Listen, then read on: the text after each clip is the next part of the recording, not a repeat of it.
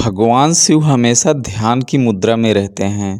कहते हैं कि जो भी भक्त भोलेनाथ की सच्ची श्रद्धा से आराधना करता है, उसके सभी कष्ट दूर हो जाते हैं। भगवान शिव को भोलेनाथ, नीलकंठ और अर्धनारीश्वर जैसे कई नामों से जाना जाता है। मान्यता है कि जो भी भक्त भोलेनाथ की सच्ची श्रद्धा से आराधना करता है, उसके सभी कष्ट दूर हो जाते हैं। अक्सर आपने देखा होगा कि भगवान शिव हमेशा ध्यान मुद्रा में रहते हैं। ऐसे में एक सवाल मन में उठता है कि आखिर भगवान शिव किसका ध्यान करते हैं? पद्म पुराण और शिव पुराण में ये वर्णन मिलता है कि इस सृष्टि के अंत होने के बाद भी शिव रहेंगे। शिव ही आदि हैं और शिव ही अनंत हैं। त्रिदेवों में शिव ही परम शक्ति हैं और जो कि सभी देवताओं के आराध्य हैं।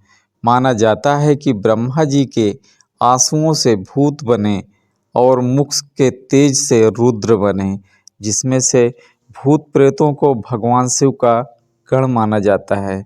इस सृष्टि में जीवन का संचार करने वाले शिव ही थे, जिन्होंने आदि शक्ति के साथ मिलकर सृष्टि में को संभव बनाया।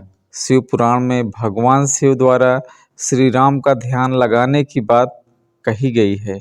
इसके बारे में एक कथा प्रचलित है कि एक बार माता पार्वती ने शिव जी को ध्यान में देखते हुए शिव जी से पूछा कि आप तो स्वयं ही देव के देव हैं, इसलिए तो आपको देवाधिदेव कहते हैं।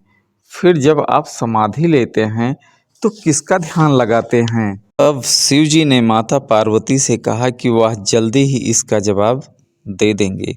इसके बाद भगवान शिव कौशिक ऋषि के सपने में आए और ऋषि कौशिक को राम रक्षा स्तोत्र लिखने का आदेश दिया। तब ऋषि कौशिक ने सपने में ही शिव जी से प्रार्थना करते हुए कहा कि वह राम रक्षा स्तोत्र लिखने में सक्षम नहीं है। तब शिव जी ने ऋषि कौशिक को ज्ञान की प्राप्ति की शक्ति दी, जिसके बाद ऋषि कौशिक ने राम रक्षा स्तोत्र लिखा।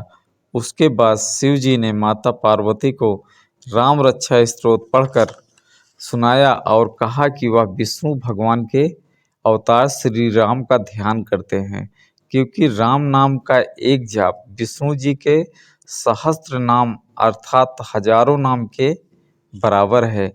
इसलिए राम ही शिव जी के आराध्य हैं।